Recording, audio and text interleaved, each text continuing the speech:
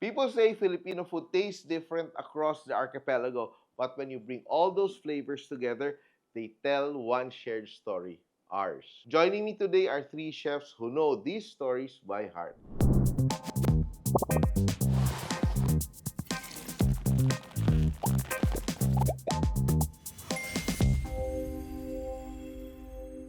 Hello, Simple Peep. Chef Tatong here. Welcome to our new podcast, Our Shared Roots on Simple.ph, where we dig into stories that connects us.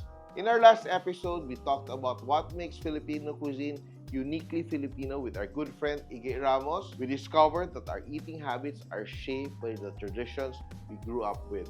Today, we are going beyond one palate and exploring the flavors of Luzon, Visayas, and Mindanao. From the bold taste of Luzon to the vibrant dishes of the Visayas and the rich traditions of Mindanao. We're discovering what makes each region deliciously unique. Today, we're joined by three chefs, some of the best in the industry, di ba? Yan. And we're here with my very good friend, Chef Cherry Passion. Hello, Hello, Chef Cherry. mabuhay. Yan.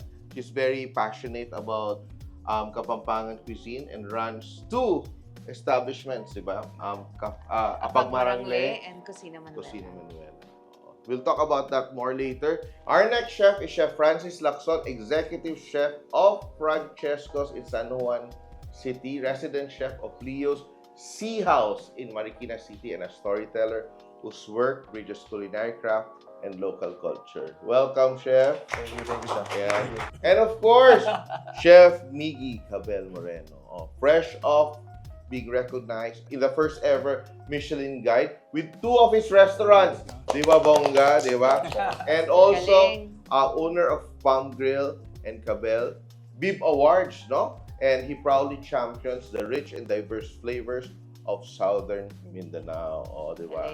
Yan. Mabuhay. Mabuhay. Thank you for having me. Together, they represent the heart, heritage, and diversity of Filipino cuisine from Luzon, Visayas, and Mindanao. Yan. Welcome to our shared roots, Chef. Thank you. you, Thank you, Chef. thank We're you. excited Thank you to be po. here. Oh, very interesting kasi like we've been talking about Filipino food and as a whole, but there are also different narratives where we talk about Filipino food from the regions, no? Yes. And what is your take on this? Like your advocates of like you're really promoting Kapampangan cuisine, you're promoting Tausug cuisine. And of course, not just in your restaurant, pero especially in your writing, you're also talking about your own local heritage culture, di ba? And he recently won pala sa Doreen Doreen. Fernandez, di ba, Yeah. awards, di ba? First place! Oh my God, di ba? Congratulations, Thank you, di ba? Chef. Yeah. So, ikaw, Chef Cherry, how does your work for Kapampangan cuisine complement or contradict the promotion of Filipino food as a whole? Well, I think it contributes to Oh. the promotion of Filipino food as a whole. Kasi parang when they get to Pampanga, they get to taste this kind of flavors. And if you're a tourist coming from a different country and you try the food in Pampanga, well, siguro it will excite you to explore more. Kasi you had a good experience with the food. So maganda siya na Entry point. Entry point na okay. Balita, masarap dito. We tried it. It's good. Well, then let's explore more of the Philippines. Maganda nga yung iba-iba kaming flavors because we're giving more reasons for people to travel. Yeah, to go Hindi yung around. pare-pareho ang lasa niyo, di ba? How about you, Chef?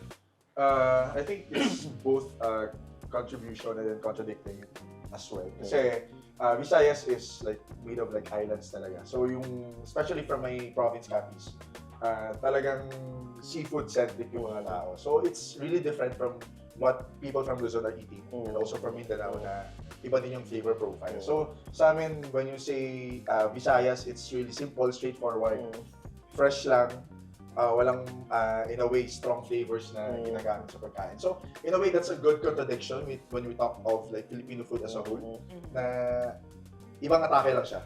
At saka it's besides the most parang archipelagic na area, di ba? Kasi Yes. it's all islands and Yes. very fresh seafood and all that, di Yes. ba? Yes. Yeah. Yes. How about Mindanao? Kasi I remember like 10 years back, no one was talking about Mindanaoan cuisine. Di ba? Yes. So how do you think it's, slowly getting into mainstream consciousness? How does, kasi I think of all the cuisines na out there now we talk about in terms of flavor profiles and let's say techniques, pinaka-different yung galing sa Mindanao. And Yes. how do you think are you carving your own space in the narrative of Filipino cuisine? Well, you're right, chef. No? I mean, 10 years ago, my restaurant, Palm Grill, is celebrating 9 years. Oh. I do understand the difficulties of introducing regional cuisine. But prior to coming to Manila and opening the restaurant, I already had an idea of what I really wanted to do. Because aside from the fact it was a childhood dream, so it was a purpose that I needed to make sure that there is representation. Kasi you're also right, chef. No? I mean, Mindanao is the only island left behind. Because Luzon and Visayas, we've explored much of it, basically, in terms of culinary landscape. So sa Mindanao, there's not much. And plus, the perspectives and the preconceived notions have always been negative. So parang I figured if I bring the food from my roots and introduce it to Metro Manila, it becomes a different conversation. Yes. The difficulty was because it's unknown, unexplored, a lot of people really does not or unwilling to try. Yeah. And and we just had to make sure that we package it in a way that it doesn't lose its identity. Like chef, if you know you've been eating in Palm Grill, there are things that we add to modernize things and to make it more appealing. Kasi alam naman natin traditionally, even the techniques are really dated even before the Spaniards came to the Philippines. No? Yes. Like yung mga pagsunog ng nyog, Yes. burning of the coconut and all that. And I always say, in the landscape of the Philippines, when you travel to Mindanao, it's 180-degree turn in terms of flavor profile. Kasi there's a lot of influence from our neighboring Southeast Asian countries. And I think if Filipinos learn the palate, they would understand that it's not so different at all. It's still Filipino, but it's the closest to countries that we visit and we'll have to eat at. Yeah. Like when we go to Malaysia, Yeah. Indonesia, Thailand, Yes. Singapore, these flavor profiles is reflective of where Mindanao is. Yeah. So that's why that's the battle cry is to introduce it so people would understand. Like for now kasi like it's become very hip, no? Kami ni Cherry, we go back like more than a decade na magkakilala. And obviously now it's very hip, it's very fashionable to be like championing Filipino cuisine. Yes. Back then, parang Yo, walang pakialam ilan yung lang mga kami. tao. Oh, Yeah. pero that's why I really want to know how did you get started? Like, diba? Like now you've become advocates, but was there an intention to be an advocate when you started cooking? Kasi it starts with the craft, eh. Yeah. Yeah. Let's start with you, chef. Actually, sa akin, it's not really natural, but because I was a seafarer before, so I started there, and then I was hostage. No? So the turn of events, sabi ko na in order to heal from the trauma, I shifted into cooking, and then that's when it started. No? We opened restaurants and all. But going back right now, everything makes sense kasi I grew up in a rural setting. No? So like rice fields. I remember yung bahay pa namin noon, like there's a lot of like may balimbing, may kaimito, may duhat around the house. Oo, talagang probinsya siya. So, in a way, going back, now it makes sense na in a way, yung craft and passion ko for Filipino food really started there. Because I really grew up with slow food. Yung talagang As a lifestyle. as a lifestyle, yes. Yes. As an everyday Oh. thing. Yes, yeah. Yun. Oo, like kami, coming from Capiz, di kami mahilig sa like sarsa, di kami mahilig sa mga heavy cooking. It's just like simple paksiw na isda, lang isda with batuan, with kamatis.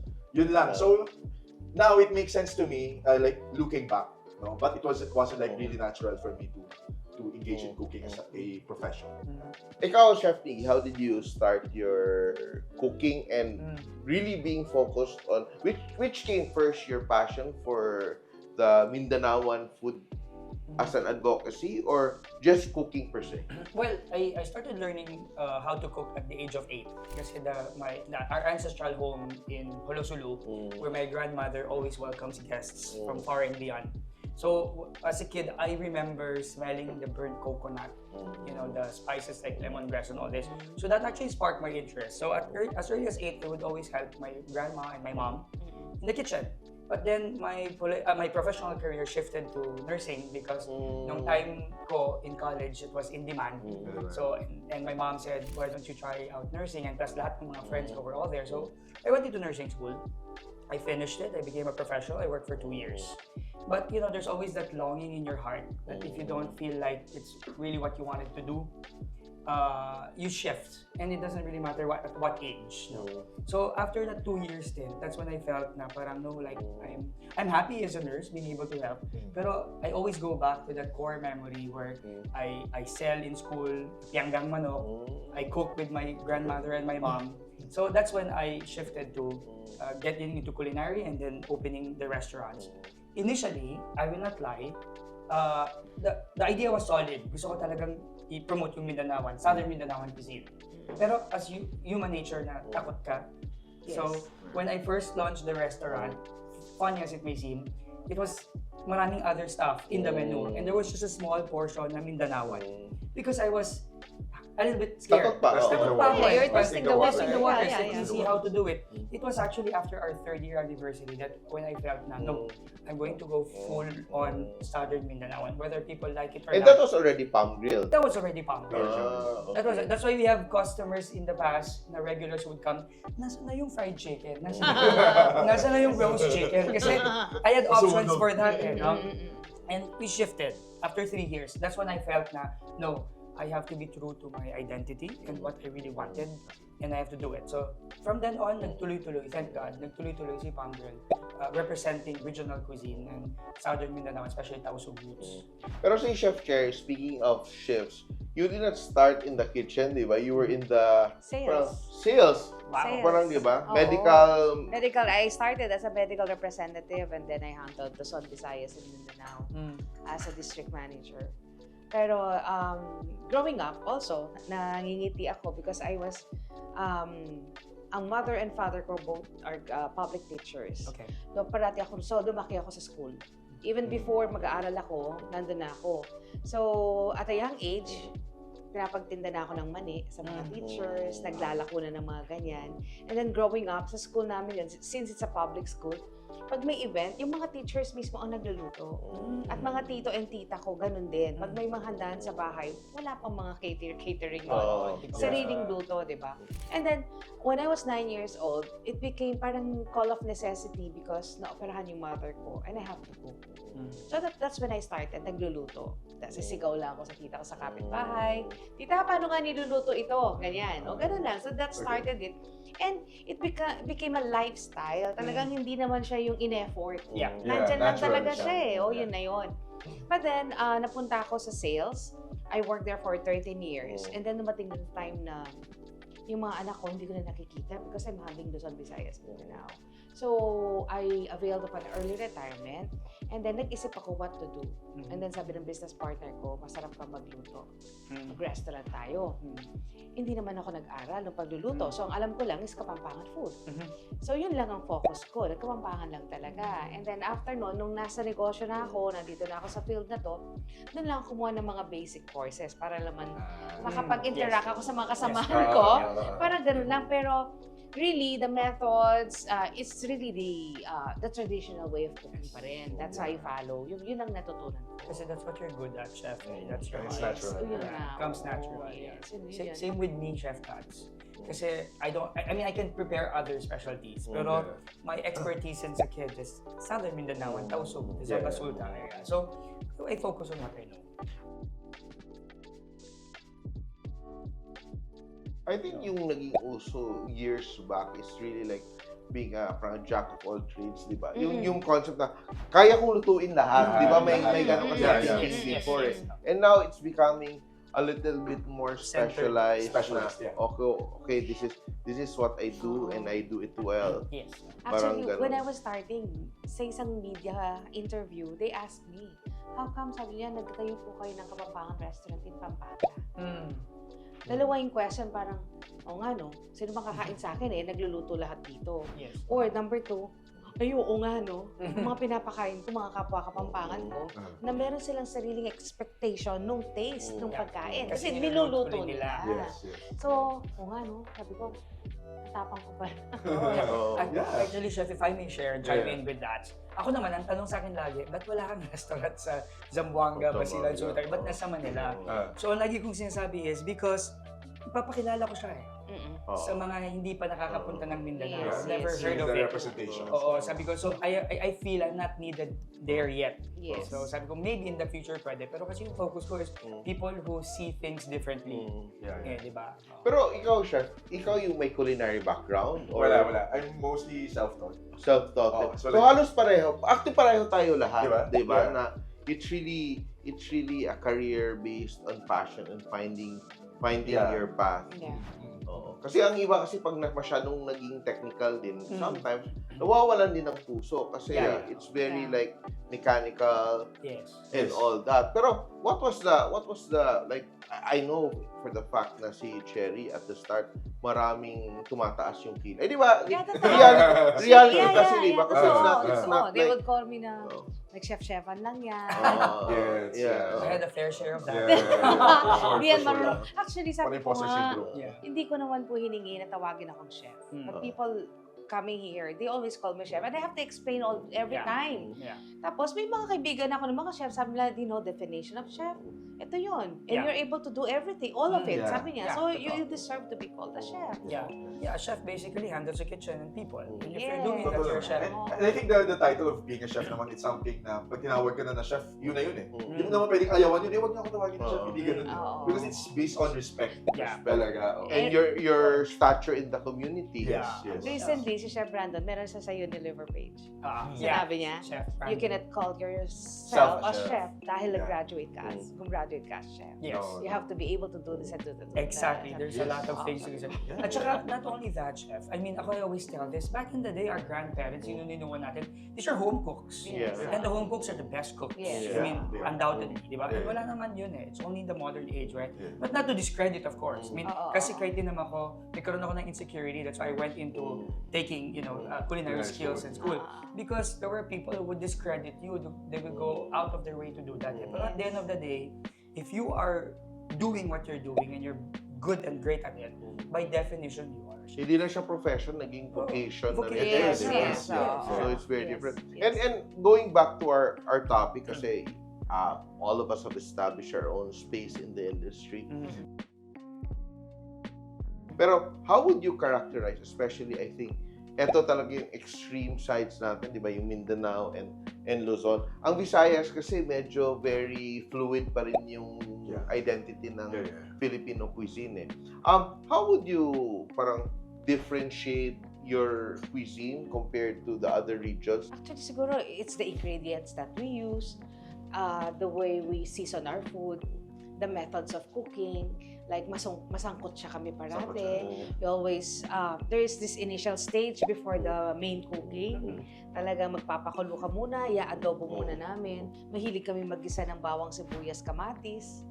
It's elaborate. no? Yeah, It's yeah. elaborate. And when it comes to sisig naman, what makes it really flavorful is yung different of methods used, no? So, papakuluan mo. Hindi is yung boiling. mayonnaise. Hindi, Tsaka itlog, tsaka itlog.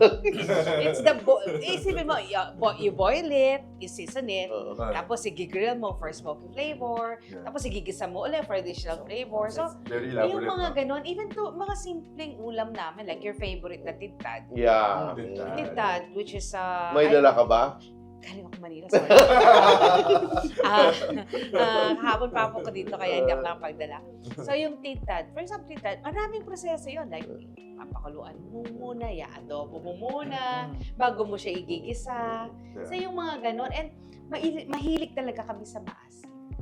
Maasim. Asim. Asim kilig. Maasim and masarsa. Masarsa. Yeah, Yeah. yeah. And I think equally complicated is the food of Mindanao. Though Yes. hindi siya masyadong na-recognize. Pero yung paggawa ng parang curry-like bases, di ba? Yung mga palapa, Puro mata, yeah. and all that.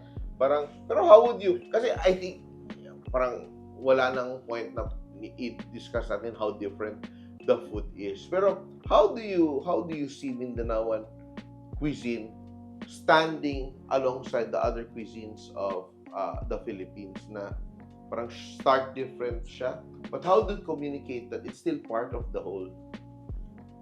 the whole country. But conversation. it's like, different, but it's Yeah. still connected. Well, Sa actually, Filipino. May mga similar ingredients tayo. Yes, because there are a lot of similarities. I mean, Yeah. in Mindanao, because there are a lot of coconut trees, so the Yes. usage of coconut Coconut milk, milk. Which hindi sa amin sa which wala sa Hindi mga masyado sa inyo, no? I think Yeah. flavor profile-wise, that sets the difference because majority is cooked with coconut milk and Yeah. chilies and spices because of the influences back in the day.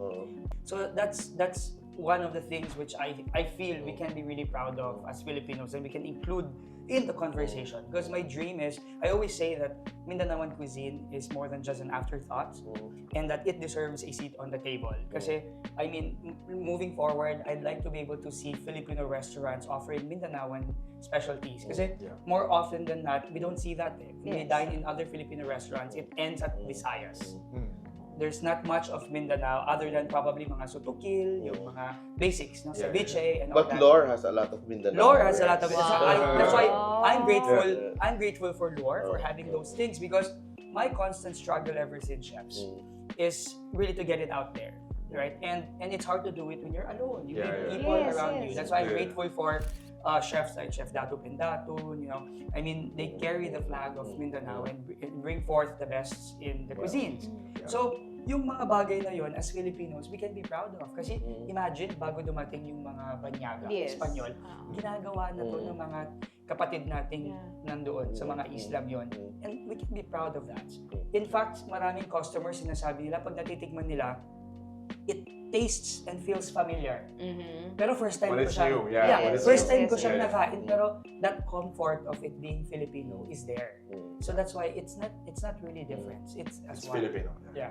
I think for the Visayan food, it's really marked with a lot of simplicity, no? Yeah. So I think with Visayas naman, it's really restraint in a way. Yeah. Kasi when you go sa part namin, like Western Visayas, for example, like Iloilo is a different cuisine in a way. Bacolod is a different. Capiz is different. Yeah. Seafood siya. Even Aklan and Antique is very different. So it translates when you go to other regions then. Like, Pero there's a very core of simplicity. The yes. Diba? Sutukil, Like yeah. even in Cebu, may mga complicated na mga dishes. Basic talaga yung sutukil na Yeah. a broth that is clear, Clean. na Oh. kinilaw, Mildly. ang grill na halos asin lang minsan ang Yes. timpla, Yes. and all that. Yeah, diba? even Larang, di ba? Larang, in Cebu. I love Lara. Yeah. Yeah. Yun. Then, I saw nga this one time na may isang, I think it's from Manila, pumunta siya ng Cebu and then he ordered sinigang na baboy sa isang karinderya. And then like, na-surprise siya kasi like, bakit hindi siya asim po? Massive. Oo. Because that's how Visayas do it. Like, Visayans do it. Di ba? It's just mild. It's and then, like, mild. nothing too punchy or like Yes. in Yeah. your face. Not too complicated. No, no. Oo. Because it's supposed to be just comforting. Yeah. Yes. And also, I think when you're around the, di ba, isla ka eh. Sobrang fresh kasi ng seafood. You Hindi mo just want to kailangan- taste Yeah. the... You don't need to season in Yeah. fact. Ako Yeah. pag freshly caught, Yeah. a grill right away. Siguro, That's it. dun naman kami babawi. Oo. Kasi wala kami mga... Oo. That's why it's elaborate. Yeah. Yeah. Yes, There's the that's why parati fermentation, kami Yes, there's masang- all yeah. that. Preservation and all this Masangkap, stuff. Yeah. masarap-sarap. Yeah, which Malasa. is masarap na masarap din. Yeah. Pero ano yung ingredient nyo? Kanina yung ginger, na pag sinabing ginger, Lahat. ginger ba kayo? Lahat. Ginger kayo? Lahat. Visayas, Lahat, yeah. Visayas. Mindanao also. Mindanao also. Sa inyo, di masyadong ginger, Hindi, no? pag ano lang, pag nagluto lang ng fish talaga at saka ng chicken na may sabaw. Oo. Pero Ginger. otherwise hindi. Bawang Yeah. sibuyas talaga Yeah. kami. There are schools of thought na, ba't ka nagluluto ng ganyan? Hindi ka naman taga Mindanao. Mm. Di ba may mga ganong klaseng mga Yeah, linyahan, yeah. di ba? Na hindi naman yan authentic. Mm. Or parang when you go modern, ano ba yan? Filipino food pa ba yan? Di ba? Mm. Pero what do you think is the best strategy for the Philippines of unifying a cuisine? Ako, chef, I think this is my own opinion. Right? Don't roast me. But so, ako feeling ko, it should be, Filipino cuisine should be defined with all the regions in the Philippines, in the country. Kasi specifically, there shouldn't be one that represents the Philippines. Napango, yeah. Yeah, because we're broken down into Yes. three major islands. And a lot of regions have their own specialties, which makes them all Filipino. So for me, they're all different regional cuisines in the Philippines Yes. that all needs to be highlighted and that all deserves to be called Filipino cuisine. So for me, parang what tears us apart is because of the wanting to have a representation, a single thing that represents the entire thing, which we can't do. Does not exist. Kasi Even this- in other countries, they cannot do that. Yeah. I mean, I would probably understand if we're like Japan. Ayan. you know, as a country, then you can have something that can represent it. Really, like a ramen or a sushi, no? Pero kasi the Philippines is diverse. That's what makes us unique Yeah. as a country. Yeah. So that's why we cannot really So we say, cannot force it.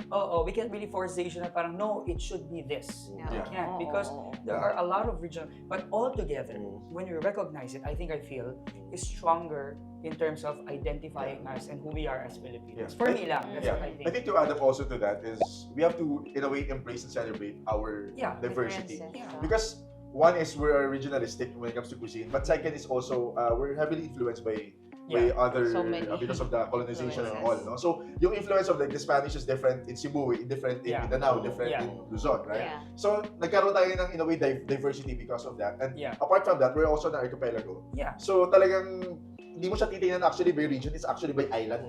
Napaka-interesting ng ating usapan today, and we have more incredible stories coming up after our break.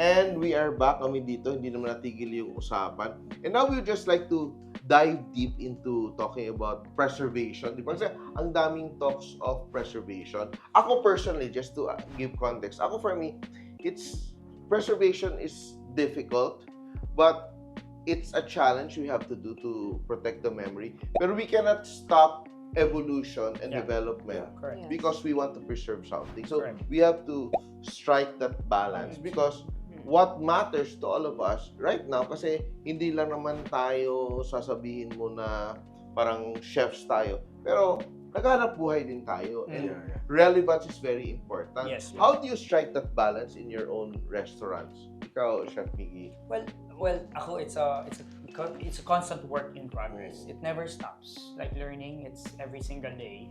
So for me, I mean, at least ngayon, buo na talaga sa akin yung identity ko. Like, I am that person who purvey Mindanaoan, Southern Mindanaoan cuisine. And you're comfortable doing And I'm that. very comfortable being that. Because sabi ko sa partner ko, Nelson, sabi ko sa kanya, look, I want what I do in the restaurant transcend beyond the tables of my restaurants. So I said children's books would be perfect because you have to start them young. At least it sparks that interest for the children to ask questions and to learn more about the cuisine. So beyond the restaurant, I do that. And you're right also, Chef, no, na parang I want to be able to start young. And I want to be able to do this for a long period of time because other than that, I would also like to be an inspiration, hopefully, for the younger generation to continue the path. Because after we go, when we're done, we need this younger generation to continue what we've started. And I want them to know that there's a safe space for that. And that we've opened the doors for them. And we've started it. So tayo na lang ang tumanggap ng bashing, ng bog, ng people who doubt us. It Yes. doesn't matter because somebody has to start somewhere. And that's what we do. That's our mission. How about you, Chef Sherry? Ano ko napanganga ko kay Oh. Chef kasi I got that idea, yung children's book. Kasi yun din ang iniisip ko sa akin, sa restaurant. Kasi ako, ang talaga is traditional cooking ako. Yun ang ginagawa namin. Pero nag-aano din kami, meron ding touch ng modern touch. Kasi, like for example, eating of frogs. Not everybody, yung mga bata ngayon hindi kakain ng frogs. What I did is, I made them parang flavored frogs, parang wings. Wings. Nag-introduce ako ng honey, soy, salted egg, buffalo, frogs. So that's my way of enticing them to come and visit. But natutuwa ako ngayon kasi maraming kabataan. Pag ang grupong kumakain sa apag, kabataan, malapit ako kasi natutuwa ako. Kasi that's the way to preserve. To preserve and promote yung cuisine. So ako naman, my way of preserving it is I always share my recipes na walang tinatago. Walang secret May mga demo ingredient. ako, makikita nyo sa YouTube kung paano ko ninuluto, ganun talaga. So ngayon nagka-idea ako of children's book. That's a good idea na pwede rin. Kasi nga talagang learning, magandang ituro yan sa bata. Like ako, lumaki ako, naging natural sa akin. So, yun, kahit ang daming mga nagtatayo ang iba't ibang restaurants, nanatili kami na magkakaroon, sabi ko, huwag tayong matakot kasi maano rin eh, mabubuo mo rin kung sino yung madidefine Market Yeah, mo. yung track kung naman. sino, Yeah, kung sino yung yung pupunta sa'yo. Kaya lalo namin pinag-iigihan because ang pumupunta sa amin mga turista. Yeah. Mga turista, mga balikbayan. So I take that responsibility Yes. to represent my province well. Correct. Yun yung aking, ngayon, yung aking guiding path na dapat maayos tayo kasi ayaw nating pahiya yung ating probinsya. Tama po. Yung sa akin kasi nag-resonate din sa akin yung talking about sharing recipes. I've been sharing recipes Yeah. Yeah. for Long the time. longest time, and people, di ka ba natatakot? Di ka ba parang nag-worry na kinokopya lang yung recipes mo? Yeah. Sabi ko naman, alam mo, the recipe is one thing, but your values is another thing. Kasi, Yeah. di ba? Kasi pag nagluluto ka, even pagpili mo ng tamad ka, hindi mo pipiliin ng maayos yung ingredients mo, di ba? Ingredients Yes, Yes. tama. Di ba? Yeah. Kasi sabi ko, even the restaurant, di ka ba natatakot na kopyahin ng staff mo yung recipe dahil kung saan-saan? Sabi ko, hindi rin naman dito nga sa restaurant, binibigay mo na yung recipe, Hindi pa tinitreat makuha. hindi pa sinusunod, di ba? Hindi pa makuha. Di ba? May picture pa, may sukat na, di ba? May sarili pa silang dagdag. Oo, di ba? Sabi ko nga, parang, yun din yung sa atin sometimes na I think Filipinos are highly creative, but Yeah. along with that creativity is so much ego. That's why there's also so much bashing. Na parang, oh, I can do it better, I can do it better, I can do it better. Sometimes, it's not about doing things better. It's just doing it the way it should be. Should Should be, be. yes. Properly. Yeah. Yeah.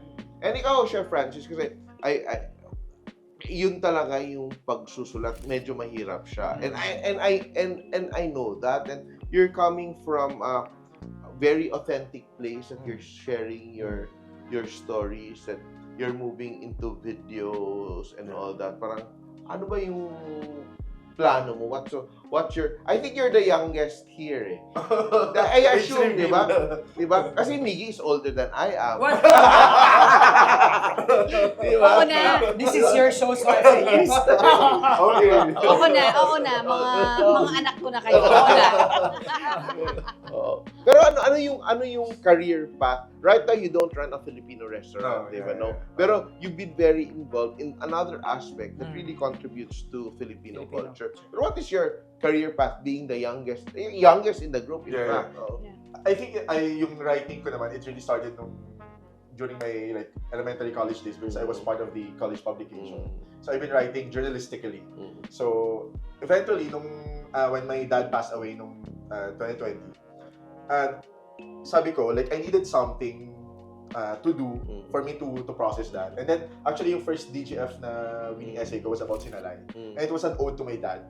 Meron siya kasi yung recipe of a pancit na ginagamitan ng sinalay, which is the smoked shrimp from Sapian Capiz. So, doon na nag-start. And then, sabi ko, okay. And then, sabi ko, pwede pala. And then, during the awarding, actually, that was the time na I met si Sir Iggy Ramos.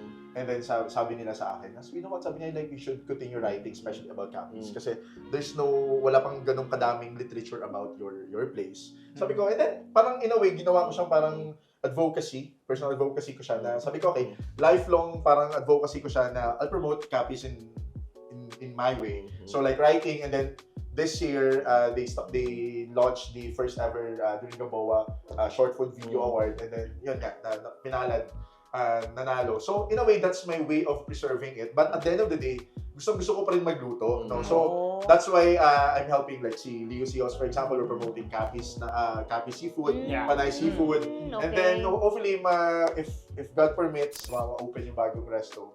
Now, hopefully, this would actually champion Filipino food na. Wonderful. Yeah. So, yun talaga yung direction. I think parang our careers evolve through the years. No? Yes. Sabay sa paghanap ng sarili natin. Totoo. Hanap din yung ating path. Ato, for example, si Cherry, I met Cherry, yung restaurant niya nasa Makati pa. Yeah, we had Diba? one in Makati. One in Makati. And I think if you've been there long enough, walang puro kapanalo eh. Yes. Wala kang puro panalo. Pero doon ka natututo. Doon ka natututo. Yes. Pero then, what is left from what you attempt to do is what is the truest part of who you are. Yes, Diba? yes, Kasi yes. later on, Oo. as you age, parang a lot of things become irrelevant Yes. or parang gano'n. Darating talaga dun sa stage na hindi mo naman pwedeng tanggihan na ma-excite ka eh. You started here in the province and then suddenly you get an offer from Makati. Manila. Talaga nasa gitna talaga ng sibilisasyon. So you would grab it eh. Kaya lang, hindi pa ako marunong nun. Hindi pa ako marunong magtas ng presyo. Utak probinsya pa rin Probinsya, ako. yeah. Yung presyo ko ganito, parang ako mismo, parang presyoan tong hito dito sa Makati. No? So, after that, yung tinapos ko naman yung contract ko with the Ayalas. And then, I went back to Pampanga. Pero yun, I think lahat naman ng bagay na nangyayari sa atin, di ba, Chef? I mean, you've been here prior to, I have been, si Chef din. So, parang you learn from your mistakes, you grow. Pero ako din naman, for me, I always have this life motto that I learned from my mom. She would always tell me na haste makes waste. So I always take my time. So that's why with Palmville, it took many years before nag-open tayo sabay sa Gateway Mall 2. And plus, I always make sure na when I venture into something new, it has to have a purpose. Ganun na, siguro ganun ako katanda. Na parang, it has to have a purpose. What was your recent discovery or aha moment about a cuisine, an ingredient, or a recipe from another region na hindi galing sa'yo? Yeah. Meron pa lang ganon? Yeah. How about, Ako like marami No. akong stereotypes kasi like No. when I was like starting nung nag-shift ako ng career, marami akong stereotype na like Ilocanos like mahilig sila like maybe vegetables or like Bicol mahilig sila sa maanghang and all. But when you actually go there, like in Ilocano, it's not necessarily about vegetables lang. They're actually big on like innards. Like they eat like sinanglaw and papaitan for breakfast na. Yeah. Yeah. So like, nagulat lang ako na pumunta ako ng isang karinderya sa vegan na wala namang gulay dito, like maybe like 2-3 lang. Ang Yes. daming laman loob. Oh. So maraming ganong stereotype na, pag nakapunta ka doon mismo, nakita mo, na-experience mo, magbabago yung pananaw mo na mali pala. Mali pala yung naka-advertise. Oo. Di Yeah. ba? Diba? Ang in-order mo, iba yung dumating. Oo, Yes. di ba? Ay, naku. Huwag ganun. Yeah. Ako Actually, naman, yes, sorry, Chef. Go. Ayaw nating sabihin na ikahon natin ang isang recipe. Yeah. But siguro simple, no? When you order adobo, may expectation ka kasi. May asin yan, may alat yan. Yun lang naman. Pero hindi natin ikakahon kasi ito yung Yeah. naisip mo, ganito yung iniisip mo, pagdating sa table mo, pag Totoo. tinikman mo, ibang lasa, doon ka na When you go to Nilo Chef, walang toyo yung adobo namin. It's just atsuete and suka. Suka. That's your adobo. Yeah. Yeah. Our adobo yung Adobo Pampanga sa naman, atsuete. it's white naman. Diba? Puro suka lang siya. Yeah. Sa amin naman sa Cebu, it's crispy. Crispy adobo. Deep fried. Social. Mapera, may mantika. May mantika, may Siya may pang-big Pork mantika. lard. Oo. Kami pang kulo-kulo lang. Yeah. So ako naman chef, we came from Terra Madre. It was my first time in Bacolod. So don't shoot me. But I ate at Sherine's Kansi place, Kansi, and I ate the Kansi, and it was a revelation for me because the Kansi that I've been used to are all the versions dito In sa Manila. Manila. Tame down. So when I had that for the first time, I was blown away. It was like, wow, this is so good. Different. It's Yeah. different from Why my is it favorite- good? Well, because you know that it was cooked from the heart. It was cooked with tradition. Yeah. And it was cooked how it's supposed to be done. Maybe natural. Yeah, natural. And the flavors were really extracted out from long periods of time. boiling. Of boiling and cooking. Yeah, So parang dun mo talagang makikita na it's a simple dish. Walang mga kung ano-ano pang nilalagay.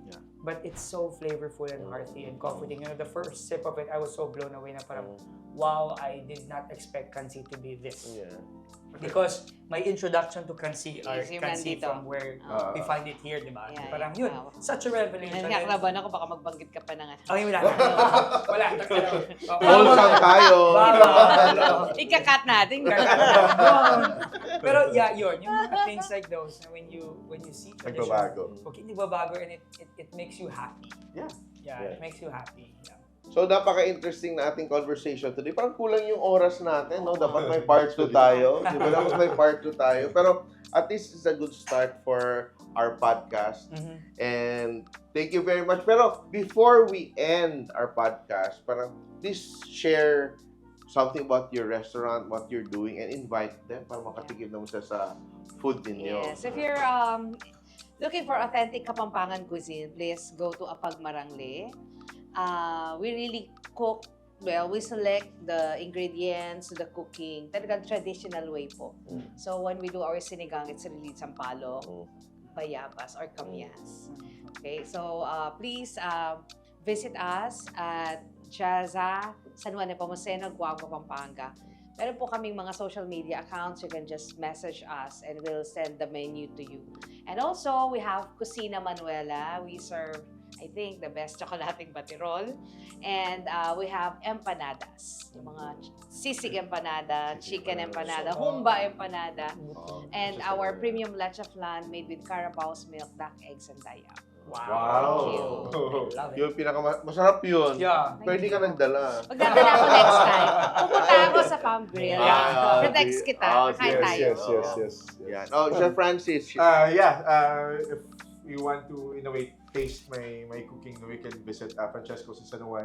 We also have Cafe Mabini and Lobby 385. Also in Marikina, right now I'm doing the menu for Lucy House. So it's if you're into tasting menus na pescatarian, no, at a really good price, come visit. And then hopefully yun, we'll open a new concept din. Palm Grill that serves authentic Southern Mindanaoan cuisine from the Zamboanga Sultan region. Is located in Tomas Morato, Quezon City. And you can find us there. I'd like to apologize ahead of time kung mahaba ang pila. But the food is really authentic from the heart, that comes with so much culture and history and story and everything, just like your restaurant chef, everything's done from scratch. So kung medyo mabagal ang labas ng pagkain, dahil niluluto po talaga ito ng from Yes. scratch.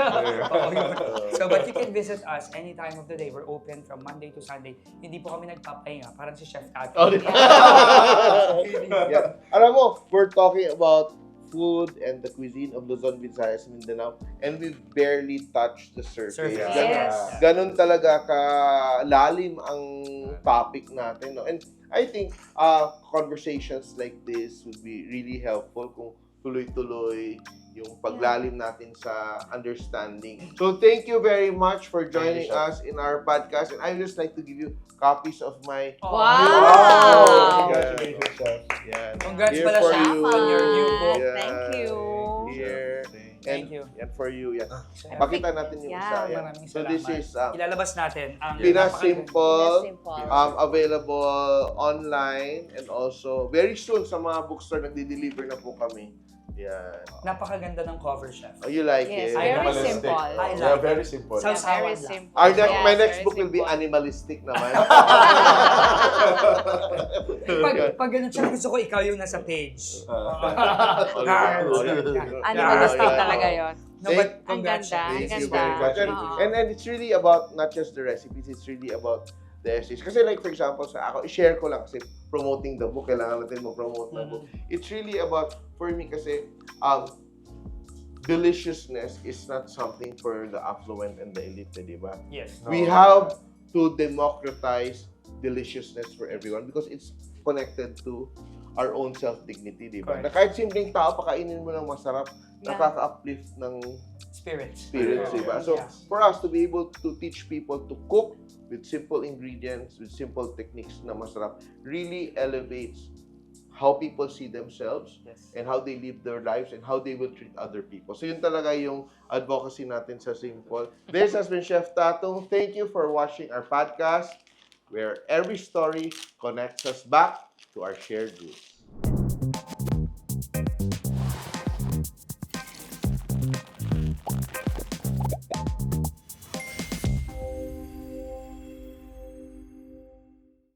Simple.ph. Living made simple.